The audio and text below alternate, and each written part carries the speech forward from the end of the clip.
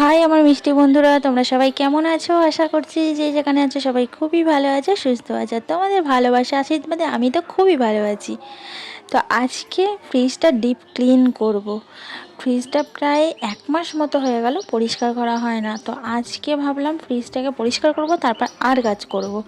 সকালবেলা দাদাভাইকে টিফিন করে দিয়েছি, নিচের ঘর গুছিয়েছি, চলে এসেছি ফ্রিজ পরিষ্কার করতে। তো ফ্রিজটা প্রথমে অফ করে নিয়েছি।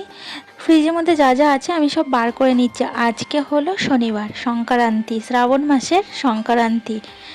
তো আজকের দিনে অনেক জায়গায় মনসা পুজো হচ্ছে, আমাদের পাড়াতেও অনেক জায়গায় মনসা পুজো হচ্ছে। তার জন্য আজকে নিরামিষ রান্না করেছি। তো সকালবেলা একেবারেই সয়াবিন আলুর তরকারি করে নিয়েছি আজকে এই কাজটা করব বলে, যাতে দুপুরবেলায় রান্নার তেমন চাপ না থাকে। এগুলো সব পরিষ্কার করে স্নান করে তারপরে একটু ভাত করব, তারপর পটল তেল করব, আর কয়েকটা পাঁপড় ভেজে নেব। তো যাই হোক, চলো ফ্রিজটা ভালো করে পরিষ্কার করে নিই। অনেক দিন পরিষ্কার করা হয় না, তোমরা দেখলেই বুঝতে পারবে ফ্রিজটা কত পরিমাণে নোংরা হয়েছে। আর কি করব বলো, ছোট্ট বাচ্চাকে নিয়ে সংসারে এত কাজকর্ম নিয়ে আর না সময় হয়ে ওঠে না, কি করব বলো। আর এই ফ্রিজ পরিষ্কার করতে গেলে এক বেলা কেটে যায়, আর ফ্রিজে সব কিছু খুলে তারপরে পরিষ্কার করতে হয়, অনেকটাই সময় লেগে যায়। আজকে যেহেতু সময় পেয়েছি তাই ভাবলাম আজকে ফ্রিজটা ভালো করে পরিষ্কার করে নিই। তো চলো আমি ফ্রিজটা পরিষ্কার করে নিই, তোমরা আমার সঙ্গে থাকো।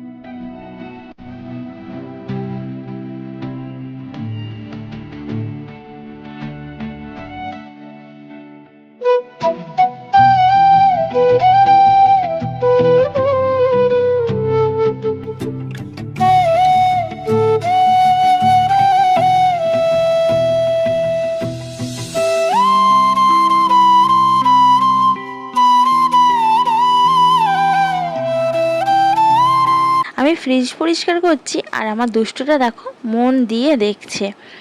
ও ভাবছে মা এটা কি করছে, সব খুলে ফেললো ফ্রিজের, ও বুঝতেই পারছে না কিছু। তো যাই হোক, ফ্রিজটা আমার প্রায় পরিষ্কার করা হয়ে গেছে। এর ভিতরে না বেশিরভাগ মশলার গুঁড়ো পড়েছে আর দুধ পড়েছে, তার জন্যই দেখো। আর ডিপ ফ্রিজ থেকে মনে হয় কোনো কারণে মাছের জল পড়েছে, তাই দেখো ওই কণটা দিয়ে দাগ মতো হয়ে গেছে। মাঝে মাঝে অন্যরাও ফ্রিজে জিনিস রাখে, তো কখন কার হাত দিয়ে হয়েছে কি করে বলি বলো। তো যাই হোক, ফ্রিজটা পরিষ্কার করা সত্যি খুবই দরকার ছিল, অনেক দিন হয়ে গেছিলো ফ্রিজটা পরিষ্কার করা হচ্ছিল না। তো আজকে ফাইনালি ফ্রিজটা আমি পরিষ্কার করছি। তো ফ্রিজ থেকে আমি যেগুলো খুলে নিলাম সেগুলো সব নিয়ে চলে এসেছি ছাদে, আর একটা কলে পাইপ লাগিয়ে নিয়েছি, নিয়ে ভালো করে ডলে ডলে পরিষ্কার করে নিচ্ছি। কারণ না কি মশলার গুঁড়োগুলো এমনভাবে ঢুকে গেছে যে বেরাতেই চাইছে না। তো তার যতটা পারছি ততটা ভালো করে পরিষ্কার করে নেওয়ার চেষ্টা করছি। আর এদিকে দুষ্টটা দেখো এখানে এসেও দেখছে, বললাম রোদ্দুর থেকে ওদিকে যা ছাওয়াতে, প্রচণ্ড পরিমাণে আজকে রোদ্দুর, মানে মাথা যেন ধরে যাচ্ছে। আমি একটু বসেছি তা আজকে এত সুন্দর রোদ্দুর উঠেছে, আমার কয়েকটা জামা কাপড় ভেজানো আছে, জানি না কখন কাচতে পারবো। তো হয়তো যখন কেচে মেলে দেবো তখন আবার হয়তো বৃষ্টি শুরু হয়ে যাবে।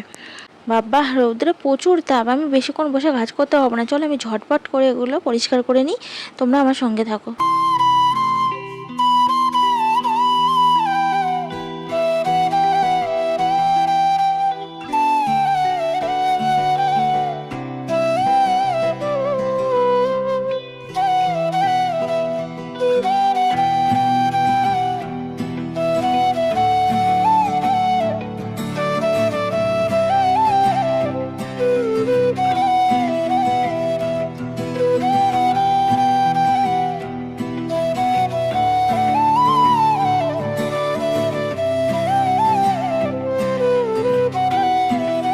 তো এই পাশে একটা আমি নাইটি পেতে নিলাম, একটা একটা করে ধুয়ে উপর করে দিচ্ছি, তাহলে তাড়াতাড়ি জলটা ঝরে যাবে। তো আমি ঘরে এলাম, আর ফ্রিজটা দেখো আমার পুরো ফাইনালি পরিষ্কার হয়েছে।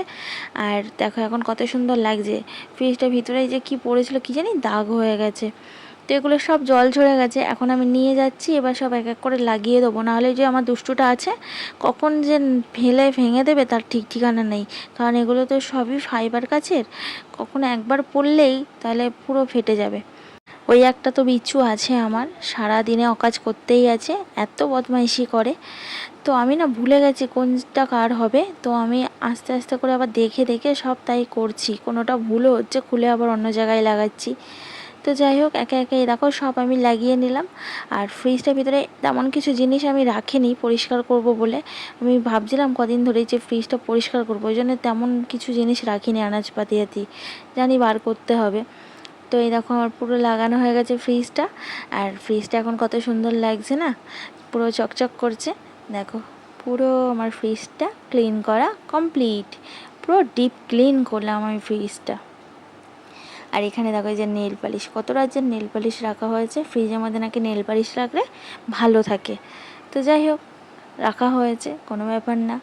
আর ফ্রিজের মধ্যে দেখো তেমন কিছু জিনিস নেই, কারণ পরিষ্কার করবো বলে আমি একটা জিনিস দেখানোর, দেখো বাড়িতে বাচ্চা থাকলে কিভাবে জিনিস নষ্ট করে। দেখো আমার এখানটা অবস্থা, দেখো যত ডলছি তত গেজা বেরোচ্ছে, দেখেছো? আর ঘর পোছার বালতিটা তোমাকে দেখাচ্ছি তোমাদের, এই দেখো এর ভিতরটা পুরো দেখো গেজা গেজা ভর্তি হয়ে গেছে। কিসের বলো তো, কেউ কি বলতে পারবে? বাড়িতে বাচ্চা থাকলে কতটা বদমাইশি করে, দেখো কিভাবে জিনিসগুলোকে নষ্ট করে। এই যে এটাকে পুরো ফেলে দেখো অর্ধেক করে দিয়েছে, কখন জানি না। এখন ঘর পুছতে গিয়ে যত ঘর পুছছি তত গেজা গেজা বেরাচ্ছে, তত গেজা গেজা বেরাচ্ছে। কীভাবে জিনিসগুলো নষ্ট করে, তাহলে দেখো আমার ছেলে এত বদ, মানে কিছু বলার নেই, পাগল হয়ে যাবো ওই ছেলেটার জন্য আমি। কতটা নষ্ট করেছে না, অর্ধেক ছিল তো এখানে রাখা ছিল, এখান থেকে নিয়ে ও খেলাধুলো কখন করে এইসব ফেলেছে। আর আমি এখন ঘর পুছতে গিয়ে যত পুছছি ততই গেজা গেজা বেরাচ্ছে। কী হলো, গেজা গেজা বেরাচ্ছে কেন? তারপরে দেখি তার গন্ধ ছাড়ছে। মানে বাড়িতে বাচ্চা কাচ্চা থাকলে কতটা যে ক্ষতি করে জিনিসের, সেটা যার বাড়ির বাচ্চা আছে সেই কিন্তু একমাত্র বোঝে। দেখছো বালতিটার অবস্থা, পুরো একদম গেজা গেজা হয়ে গেছে, পুরো গেজা গেজা হয়ে গেছে, ঠিক আছে? জলটা পুরো গেজা গেজা। সর্বক্ষণ এরমভাবে জিনিস নষ্ট করতে থাকে, আমার আর ভালো লাগে না সর্বক্ষণ। এই ঘরটাকে আমাকে 2-3 বার করে পুছতে হবে। দেখছো কি অবস্থা।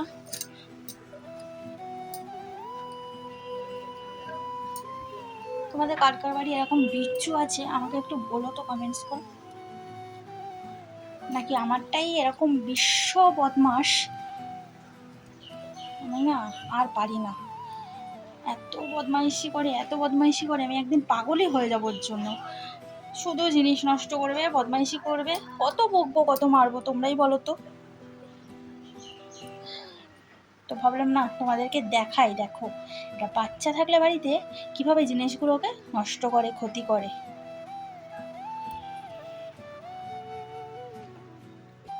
ঘর দোয়ারগুলো সব পুছে নিলাম দেখলে, আর আমার ছেলের কাণ্ডটাও দেখলে। তো যাই হোক, এখানে দেখো আমি এখন এগুলো দিয়ে একটা তেল বানাবো। এই তেলটা আমি সবসময় ইউজ করি, কারণ এই তেলটা এত ভালো, চুল ঝরে যাওয়া বন্ধ করে আর নতুন চুল গজাতে সাহায্য করে। আমি হাতে নাতে ফল পেয়েছি, তো ভাবলাম আজকে আমি তেলটা বানাচ্ছি তোমাদের সঙ্গে শেয়ার করি। আর এই সময়টায় না প্রচণ্ড পরিমাণে চুল ওঠে, বর্ষাকালের সময় তো। তো তার জন্য আমি এখানে এই যে এই উপকরণগুলো নিয়ে নিয়েছি, উপকরণগুলো দিয়ে আমি তেলটা এখন বানাবো। তো এই যে চলে এলাম রান্নাঘরে, এই তেলটাকে সব কিছু দিয়ে আমি 5 থেকে 7-8 মিনিট মতো ফোটাবো, তারপর নামিয়ে নেবো। তো দেখো এই দেখো আমার তেলটা ফুটে উঠে গেছে, আর আমার 5 মিনিট মতো হয়ে গেছে। এবার আমি নামিয়ে নেব। তো আমার না প্রচণ্ড চুল উঠছিল, এত চুল উঠছিল মানে তো বলার মতো না, মাথার চুল প্রায় অর্ধেক হয়ে গেছিলো। তারপরে আমি এই তেলের সন্ধান পাই, তো সেখান থেকেই আমি এখন অবধি ইউজ করি। আমার খুব ভালো উপকার হয়েছে, নতুন চুল গজিয়েছে, চুলোটা পুরো বন্ধ হয়ে গেছে, আর খুব দ্রুত না চুল বাড়ে এই তেলটা ইউজ করলে, প্রচণ্ড পরিমাণে চুল লম্বা হয়। তো বেশ কয়েকদিন হলো এই তেলটা আমার ফুরিয়ে গেছে, করা হচ্ছিল না। এর মধ্যে না আর কয়েকটা জবা ফুল দিলে খুবই ভালো হতো, তো জবা ফুল আমি পাইনি, তার জন্য আর দেইনি। তো এই তেলটা আজকে বানিয়ে আমি রাত্রে মাখবো, মেখে শুবো, পরের দিনকে শ্যাম্পু করে নেবো। তো এভাবেই তেলটা মাখতে হয় সপ্তাহে 2-3 বার। তো দেখো তেলটা আমার কি সুন্দর হয়েছে। আমি এখন এই গরম আছে তো এই বাটিতে ছেঁকে নিলাম, এটা রেখে দেবো ঢাকা দিয়ে, তারপর আমি কাচের বয়ামে স্টোর করে রেখে দেবো। তোমরাও চাইলে কিন্তু এই তেলটা ইউজ করতে পারো। আর তোমরা যদি জানতে চাও তাহলে আমি পুরো এই তেলটা বানানো আর কী কী দিয়ে বানাতে হয় সব কিছু নিয়ে আমি একটা ভিডিও কিন্তু বানাতে পারি, তোমরা যদি জানতে চাও। তো যাই হোক, দেখো তেলটা আমার বানানো হয়ে গেছে। আর ওদিকে বদমাসটা দেখো চুপ করে আছে, ওকে কিছু বলিনি, ভেবেছিল হয়তো মা বকা দেবে। তার কি বলবো বলো, বাচ্চা মানুষ দুষ্টুমি তো করেই এরকম, একটু কেউ কম কেউ বেশি। তারপরে চলে এলাম রান্নাঘরে। তো সেই সকালবেলায় করেছিলাম সয়াবিন আলুর তরকারিটা, আর এখন একটু পটল তেল করে নিচ্ছি। তোমাদেরকে বলেইছিলাম স্নান করে ভাত করে নেবো, একটু পটল তেল করবো, কয়েকটা পাঁপড় ভাজবো। তো এই যে পাঁপড় ভেজে নিয়েছি, আর দাদা ভাইয়ের সয়াবিনের তরকারি করে দিয়েছিলাম, একেবারেই বেশি করে করে নিয়েছি নিরামিষ করে। আজকে সবই নিরামিষ, ধোয়া পোছা করে। তো যাই হোক, রান্নাবান্না হয়ে গেলে দুষ্টু আগে খেতে দেবো, কারণ এগুলো করতে না 2:30-3টে বেজে গেল। ফ্রিজটাই পরিষ্কার করতে অনেকটাই সময় লেগে গেছে। তো খাওয়া দাওয়ার পরে এই যে তেলটা পুরো জুড়িয়ে গেছে, তো আমি এই যে কাচের বয়ামে এখন ঢেলে রেখে দেবো স্টোর করে।